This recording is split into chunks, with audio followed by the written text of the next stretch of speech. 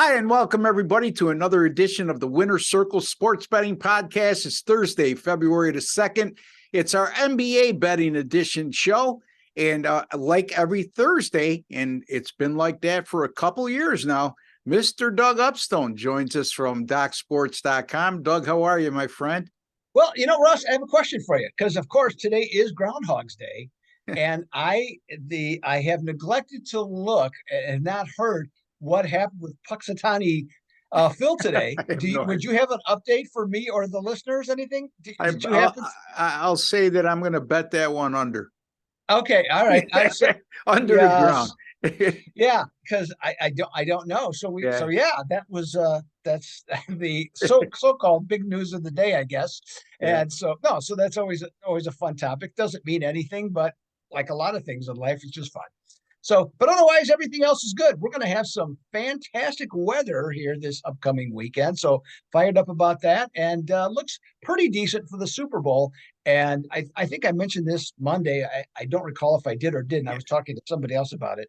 Did I mention about the Super Bowl Monday? You mentioned that you wanted to attend the festivities around. Yeah. Okay. All right. Yeah. So I wasn't sure who I had mentioned that to, but yeah. So getting ready for all of that coming up. That's a lot of stuff going on around here with that, and all the Eagles fans are going to be descending here, and that should be interesting. Going out and seeing those people, that's for sure. So they're an interesting bunch. There's no two ways about it. I still remember them booing Santa Claus years ago at their home stadium. Yes. That, and then the other one was this goes back. I remember reading about this in the 70s. The Phillies fans booed the kids that didn't get any eggs on the Easter egg hunt. That's even better. That's even better. So yes. Anyway, it looks to be an interesting Super Bowl just based on where the point spread is. So yes, we'll discuss that sometime next week. But right now, we're going to concentrate our efforts on the NBA. I'm going to be taking a look at the Suns and Celtics game. Doug will be looking at a really good Western Conference matchup between Utah and Denver. And you know what, Doug? The NBA is just, again, day to day, you just can't trust the injury reports in the morning. It's just an ongoing battle. I mean, I'm 15-7 with my last 22 in the NBA, but that goes back over 30 days. That shows you how selective I've been in regards to picking NBA games. So what's your thoughts on anything regarding the NBA? Yeah, we touched on it. I think it was last Thursday, just in general about, the injury reports, and, it's just harder seemingly this year. I mean, of course, there's still guys that are doing well, and whatever principles they're using, they're working, thus far. I've been hot and cold, pretty much all season long, which is, it's great when you're hot and not so great when you're not. And so, I think it's just a matter of getting things stabilized. And a good example of it not being stabilized is the Boston Celtics. Now, the Celtics have the best record in the NBA, okay? But if I'm not mistaken, I want to say and I forget how many ties that are involved, but they're 24-25 against the spread. Yeah. Okay. I mean, and they have gone through two cycles for sure of losing streaks against the spread. I know of at least 5 games. And so this is supposed to be the premier team. And, and normally by now, Russ, I mean, I think you'll agree with me on this, that we pretty much know like who the top, let's just say 3 or 4 teams are. Okay. Right. And in many cases, they're convincingly those teams. Okay. I have no sense of that this year.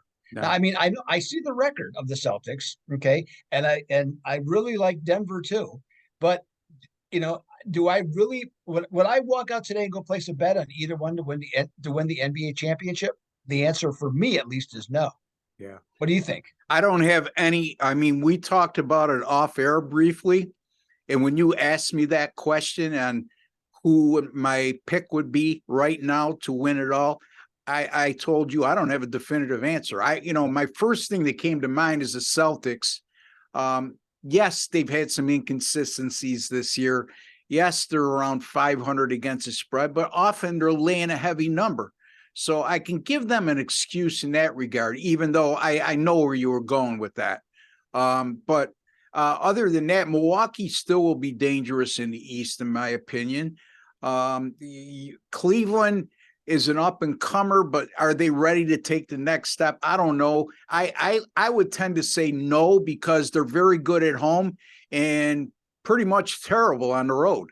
So it's a little bit of a Jekyll and Hyde scenario there for them. In the West, I haven't a clue who I would take in the West right now.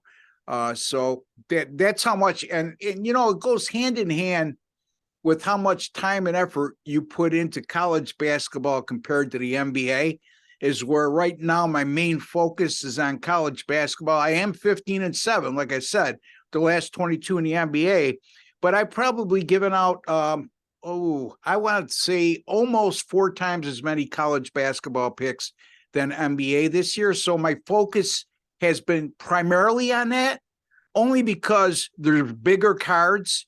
And in the NBA, I just get mentally exhausted from not knowing early in the morning. Some lines aren't out yet. The question marks when it comes to injury reports, who's going to play if they're playing with no rest. So, yeah, not to make an excuse, Doug, but I think even if I was putting in the same amount of time in the NBA, I'm not so sure I could give you a definitive answer even then. Right. Yeah. This year's, it definitely has a different feel to it. Now, myself, if I was going to choose one team, now, and it's not necessarily based on what they're doing today, it's what the upside is. And that would be, and you mentioned them, Milwaukee. And the reason as to why is because Chris Middleton has hardly played at all coming back from his injury. He's been in and out of the lineup. He's back again now. They're not using him as a starter. They want to get his minutes up going that direction. But if he comes back and he can come all the way back, let's just say that, through the most of March going into April, that team gets 100% healthy with what they already have and the experience that they have. I think they're going to be hard to beat. Yeah. Not to say that Boston can't beat them, because they have proven that in the playoffs in the past, but it just, when they're a whole team, they can be a handful in a lot of different ways. And miraculously to me, Giannis just seems to get better every year. Yeah. And I mean, it's just, I actually would have thought by now he would have kind of plateaued, but this guy just keeps working and working and working. And yeah, he has a fair at best 3-point shot, but I mean, he's unstoppable. And I read something the other day that I forget, they asked a former player who he reminded of another player of that era. And the guy said George Gervin. And I thought that was a really, because from this standpoint, because Sure. he's smooth. He's smooth. He doesn't seem like the effort is involved is the same, but he just keeps scoring. Yeah. And so that was, so in that sense, that did make sense to me. I mean, I like Denver. And then I saw something this week where, the trade deadline is next week in the NBA, and Denver is looking at, and I have to admit, I forget the guy's name, but he is the backup in Minnesota at center. And with when they get Gobert back and Karl Anthony Towns. Yes, when they get him back, this guy, it's just, he's just there's not enough minutes. So if they could make a trade, it could give Minnesota something like a draft choice, something they'd want. If Denver got a guy that can play defense when Jokic is out of the game, that makes that team a lot better. Okay, just from a full game standpoint. So I'd say them. And if Memphis could get their act together, you mentioned about not playing well on the road. Well, Memphis has just been horrible on the road, like Cleveland has this year. So those seem to be the 4 teams to me that would have the best chance. Yeah, and I wouldn't count Golden State out just yet. I know that the record is very uninspiring at this point, but they haven't been healthy, Doug. And but you mentioned Russ, the prerequisite to winning an NBA championship is being in the top 3 seeds in each conference. If anybody could defy those odds, it's probably Golden State, just because of the personnel and their big game experience, and they've been there and done that before. Draymond Green is last year, thankfully for everybody involved, because he's nothing but a toxic individual in terms of being a teammate. And after a while, you get tired of his antics on the floor, Right. So anyway, let's get right to our games here. Doug, before we get to our games, real quickly, tell the folks how you've been doing of late and any hot streaks and what you may have coming up. Yeah, well, the unfortunately hockey went away till next Monday, so I had to sit tight on that. But that has been going well, so anxious for that to get. And no, I will not be doing the All-Star game, just in case anybody wants to know. I'm going to let that go. But like I said, I mentioned NBA hot and cold. It's been, I'll be honest, it's been a little bit cold of late. So I got something going tonight, looking to now, turn the things back around. Had a nice winner last night with St. Joe's. That was good. So trying to build on that. Hit a couple of 7-unit plays most recently. Last Thursday and last Saturday, 7-unit plays. So I for sure I got one lined up for Saturday game. I'm looking at. Just got to see what the number is. And there's actually something I'm looking at tomorrow as well for Friday that might be a best bet of sorts. Maybe not a 7, but certainly a 5 or a 6 that I'm looking at there. And so again, same thing, just looking to get hot. And as you know, Ross, this is the time of year, and you talk about, you've had a nice run in college basketball. This is the time of year where you want to get hot in college basketball because you want to hit that tournament with full confidence, and not just the NCAA tournament, all the other tournaments too, to where there's opportunity with the lines. I'm not going to say they're soft, but maybe not as accurate as the lines in the NCAA tournament. So this is the time of year to start to put it together and go on a roll.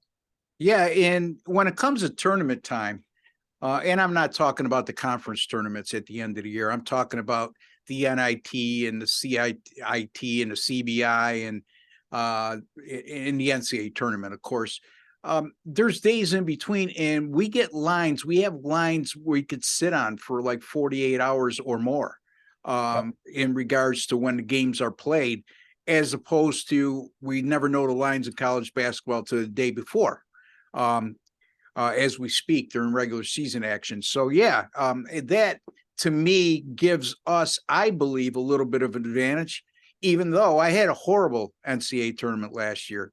I was on TV here locally on the Fox and ABC feed or channels here locally.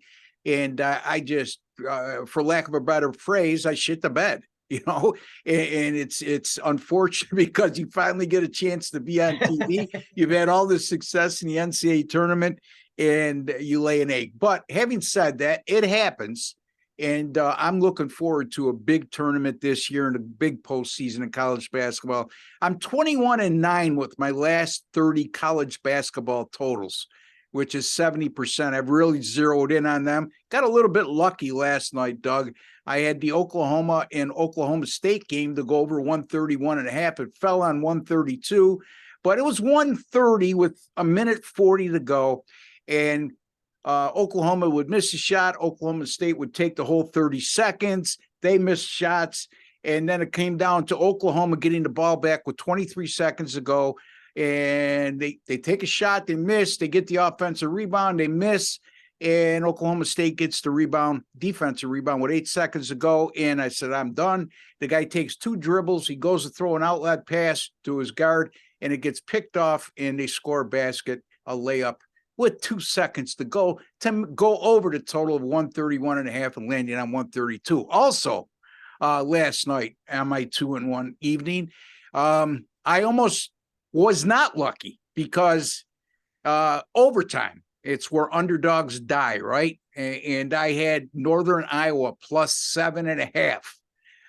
And they're double overtime with a 7.5 point dog, and they lost by 7. So I covered by a half. I said, I'm going to go into the Doug Upstone Hall of Fame along with them if I lose this game. Anyway. Now I have one question about that. Now, so when those 2 games were over, was it whiskey or scotch? I just out of curiosity. So you can go to sleep. Yeah, it's vodka actually. So vodka, okay. Yeah. Okay. All right. I'm not a whiskey guy. I'm not a sky. I'm a bourbon guy though. Okay. So in case I ever make it out to Arizona, just keep that in the back of your head. Got it. Top shelf vodka or Jack Daniels, one of the two. Okay. All right. So you have Gentleman Jack. Gentleman, Gentleman Jack, for example. Gentleman Jack. Yeah, exactly. All right. So let's get to our free picks. And you can find me at rbwins.com. That's rbwins.com. All my streaks are listed right there. I'm also at sportsmemo.com, picksandparleys.net, sportscapping.com. Unlike my partner here, who's just at Doc Sports, and that company has been around for 51 years, folks. And like I've said time and time and again, and I'll continue to say, longevity speaks volumes in this business, and Docs has definitely passed the test of time. All right, Doug, Denver and Utah. Actually, Ross, it's Atlanta and Utah. Oh, Atlanta and Utah. I'm sorry. Yes. I had Denver on my mind because you were just talking about Well, it. I think Atlanta plays Denver the following night, if I'm not mistaken. Okay. But I'm pretty sure on that. Anyways, so we're talking Atlanta and Utah. And for the last several years, Atlanta has been among the best teams to play against on the road.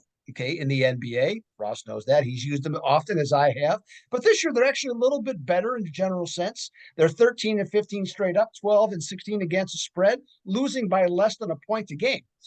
This is game 3 of their 5-game road trip, and they're 1-1 to start things off. Now, if the Hawks are better on the road, the thought would be, well, they'll be better overall, but that has not been the case. This Atlanta's 500 this year. They're 13 and 11 at home. So to ask the question as to why, well, it's pretty simple. Okay, defense right now, defensive efficiency 20th, points allowed 22nd, 2-point shooting percentage allowed 19th. Okay, you have those numbers. You're going to be a 500 team from that standpoint, or maybe even worse. But that's where Atlanta is now. Utah, and I believe Ross and I talked about at the beginning of the year, was expected to be among the worst teams in the NBA this season. Got rid of their star players, moving on, starting over, new head coach, the works. Well, guess what? They came out of the gate 10-3 this year. They look great, and the credit has to go, at least the majority of it, to their first-year coach, Will Hardy. What did he do? He had talked to the players that he had, okay, and some of the ones that came via trade, via the draft, and he put them in roles to give them the best chance to succeed. Well, veteran Mike Conley, not that he hasn't stepped up in the past, but his role in terms of a leader of the team became even greater from this standpoint. Then, even though he's still only 25, Lauri Markkanen has turned into a stud. Okay, this guy is a true star. Last year, I believe, 6th man of the year was Jordan Clarkson. I think it was last year. It might have been the year before, so I could be wrong on that. But I know he was 6th man of the year recently. He's now as a starter. He's an excellent all-around player.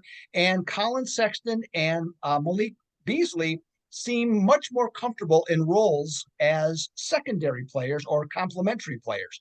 Now, since losing 7 of 8, Utah has won 7 of their last 10, and in their last 11, they're 7-3-1 against the spread. Jazz, though, this one, a little puzzling to me at least. They're only a 2-point favorite, despite the fact they're 18-9 at home. Now, Utah is just as bad as Atlanta defensively, and they are and then Atlanta comes in 11, 26-1, playing against a winning team. Now, Utah's barely a winning team, just one game over 500. And Utah's only 5-15 as a favorite of 6 points or less. So makes it kind of a tougher situation here. But you know what? I'm going to go with the Jazz. And here's why. I like the rebounding edge. And I also like how they share the ball better. They're much better in handing out assists as a team, especially at home. So with just 2 points, I'm going to go with the Ross special. I'm going to take the Jazz on the money line. There you go, Doug. On this one to keep Ross happy and to keep me in good graces with him. Yeah, no, just man. kidding. That to me, that's the best situation. This one, especially if it's a short number on that. If it goes to 2.5, then it becomes a different decision, if you will. But for at 2, I'm good with the Jazz on the money line. Yeah, and Atlanta coming off a 132-100 win on the road at Phoenix the other night.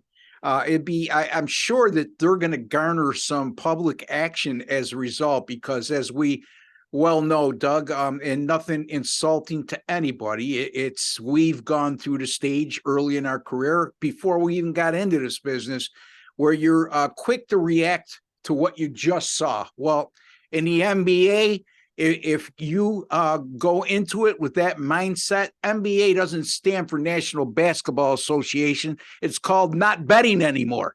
So you're out of money. So whatever, it seems like the contrarian approach, especially this year, is one to go by in the NBA. Not all the time, folks. Okay, so there's no brainer solutions out there that guarantees who wins. But anyway, yeah, I like it. I mean, I give Utah a lot of credit because, like you said, they were picked to be amongst the worst teams in the Western Conference. They got off to a great start, and then they tailed off, as Doug alluded to, and now they got back on track again. And it shows a lot of character within that locker room and also the culture that the new head coach has brought to Utah. So Doug likes Utah on the money line. They'll probably be somewhere around minus 125 to 130, and that's okay. If you get it any less than that, even better. But yeah, you always want to take the money line, folks, if you can get 135 or less in the NBA if you like a small favorite. I say that because, yes, people will say, well, what's the chances of it landing on one or two? Well, there's not a high probability. I'll give you that. But if it does, do you want to lose a game that you're minus two and you only won by one? Come on, pay the extra juice, folks. And if you do the math and you're right half of the time, it's well worth the extra juice you pay. And I'll chime in with one other thought here, and this is a thing I believe in life. When somebody brings up that exact question, what are the chances of that happening? And I would say better than you thought. It applies to everything. It does. Within the realm of possibility, of course. All right, I'm going to take a look at the Suns and Boston, 7:40 p.m. Eastern time start on Friday evening. Again, folks, both of these games go on Friday, February 3rd. We're taping on the 2nd, so keep that in mind, 24 hours in advance. And these lines are subject to change depending on when you view the video. As we speak, the Boston Celtics are a 9.5-point favorite, and the total in this game is 227.5. Well, Boston's coming off a huge 139-96 home win over the Brooklyn Nets. The game easily went over the total of 223.5, and obviously the Celtics covered with ease as well. And, I almost wanted to lean toward Boston here, but the thing is, I just mentioned Phoenix is coming off a 132-100 home loss the other night in the previous game, let's put it. And I could foresee a ton of action coming in on Boston because of the blowout nature of which Boston won and the blowout nature of which Phoenix lost the other night. So I'm going to turn my attention to the total. I mentioned that game went over the total in the 139-96 win over Brooklyn. The Celtics are now 18-8 to the over at home this year, and the combined average of 235.1 points scored per game. Additionally, Boston's gone 3-0 to the over at home this year whenever there's a total of 229 or less, and they scored 130 or more in their previous game, which all applies. The average total in those three contests, 225.5. The average combined score, 245.3, almost 20 points over the total on average in those three contests. Boston averages 122.5 points per game at home this year. And I was curious, how many times have they scored 120 or more at home? And the answer is 18 of 26 home games. They've accomplished that feat. And even better, when Boston faces a non-conference opponent at home this year, they've scored 120 or more in 9 of their last 10. Conversely, 9 of those 10 games, not their last 10, 9 of the 10 times they played a non-conference home game, the Celtics have scored 120 or more. The Suns, on the other hand, 3-0 to the over in their last 3 on the road. Those 3 road games averaged 241.7 The Suns are also, like I alluded to, off that 132-100 loss to Atlanta at home on Wednesday. And the Suns 3-0 to the over this year, or excuse me, 3-0 to the over in their last 3 games after scoring 100 points or fewer. And that total, combined total of 240.3 points scored per game. So, Doug, I'm going to take a shot here on the Phoenix and the Boston Celtics game to go over the total of 227.5. I like it, Ross. The Suns. I watched a little bit of that game, and when I flipped it on, they were already down like 25. So that game was over early and often. And so, yeah, I mean, there's no reason they shouldn't come to play. And a lot of NBA teams, or I should say, most NBA teams, whenever they go on a road trip, the first game is always very important because the coach stresses, let's get off to a good start. So the only way that Phoenix is going to be able to do that is going to have to score, because it's clear that Boston's going to score. So if that's the case, they got to score with them. And Boston is not as good defensively this year as compared to the previous 2 years. Yeah. So from that standpoint, I think that's a big plus that way too. Yeah, Boston's allowing 112 points per game at home. And that's uncharacteristic of the Boston Celtics teams we've seen over the last couple seasons, at least. So coaching change. Yes, absolutely. Philosophy. That's what they're I think. Scoring more too, you know. Oh, so, yeah. Offensive minded, but yeah. So we're going to take Boston and Phoenix over 227.5. And Doug Upstone, he likes the Utah Jazz -2 at home over the Atlanta Hawks.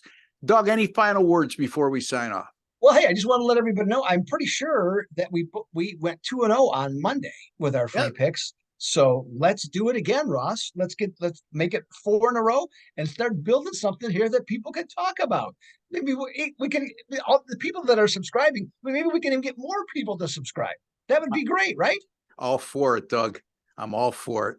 And it reminds me, folks, if you have not subscribed and you're watching this video, it's because you're interested in sports betting. You're interested in free picks. You may not want to dabble in to the pay picks because you might be a real small bettor, or you want to get a test sample of how our minds work when it comes to sports betting. That's okay. I could tell you everybody on this channel is accomplished.